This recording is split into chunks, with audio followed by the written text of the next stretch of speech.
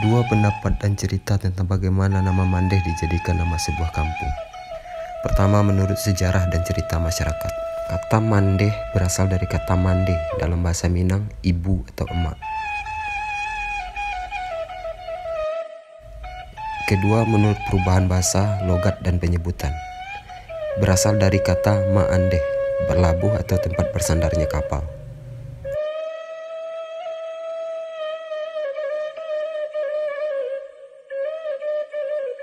Kita bahas yang pertama dulu, menurut sejarah, kejadian atau cerita masyarakat. Dahulu kala, ada sekelompok orang dari daerah Tarusan yang hendak berlayar menuju kota Padang untuk menjual hasil tani mereka. Perjalanan ini dimulai dari Corocok Tarusan hanya dengan sebuah pincalang atau rakit bambu. Karena begitu susahnya transportasi dan faktor kemiskinan di zaman itu.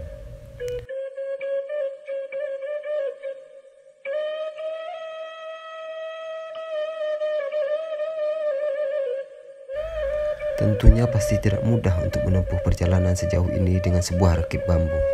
Perjalanan itu memang tidak berjalan mulus. Sesampai di depan kubu jauh, hendak menuju laut lepas, gelombang besar dan badai menghalangi perjalanan mereka. Bahkan membuat pincalang mereka rusak. Hingga mereka memutar arah dan kembali mencari tempat perlindungan. Dengan susah payah, mereka menemukan sebuah teluk yang sangat aman dari amukan badai.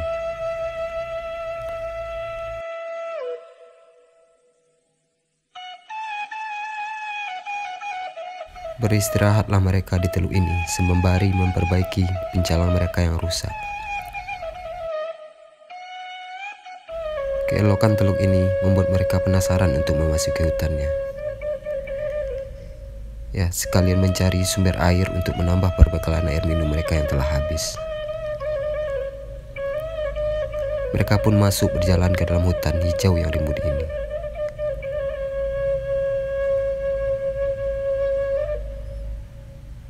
Begitu tambah terpesonanya mereka dengan apa yang ada di dalam teluk ini. Sebuah surga alam yang tersimpan rapi di dalam sebuah teluk yang tak terjamah oleh manusia. Mereka sangat menikmati alam teluk ini dan menemukan sumber air yang mereka butuhkan. Tapi alangkah terkejutnya mereka ketika terdengar sahutan seperti suara seorang mande. Sontak saja mereka ketakutan dan terlihat seorang wanita tua datang mendekati. Awalnya mereka tidak percaya kalau mande ini adalah manusia. Tapi salah satu dari mereka mencoba memberanikan diri untuk balik bertanya, siapakah mande ini? Akhirnya lama bercerita, mereka percaya, dan mande pun membawa mereka mampir ke gubuknya. Bahkan mande menyiapkan sedikit makanan dan minuman untuk sekedar pengganjal perut.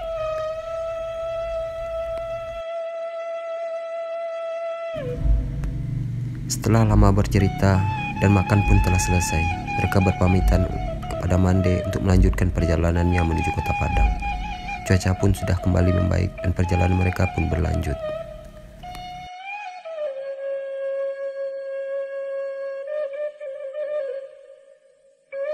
Sampailah mereka di kota Padang. Mereka menjual hasil tani mereka dan membeli beberapa kebutuhan hidup untuk di kampung.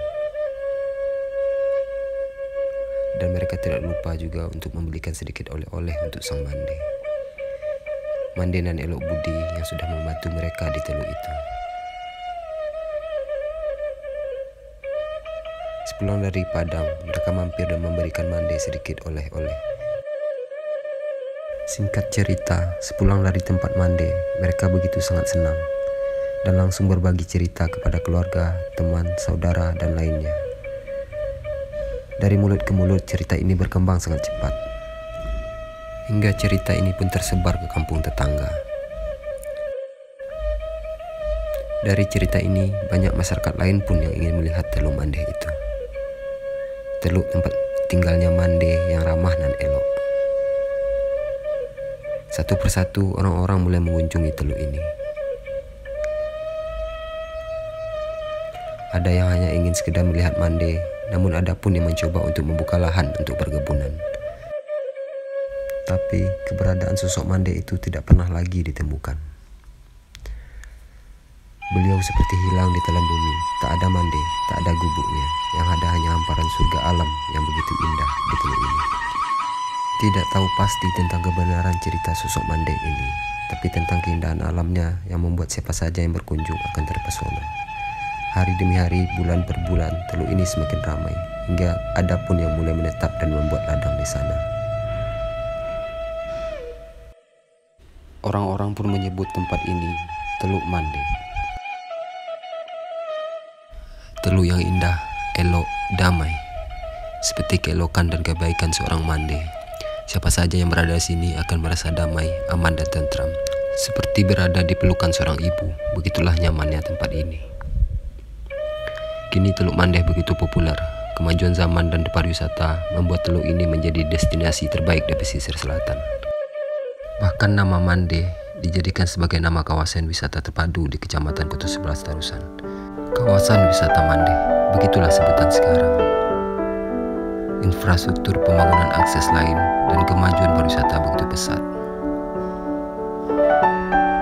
Wisata pulau dan wisata puncak yang ada di kawasan ini selalu ramai dari kunjungan wisatawan. Tapi Mande tetaplah Mande yang akan selalu menjadi tempat ternyaman, terelok seperti keelokan seorang ibu.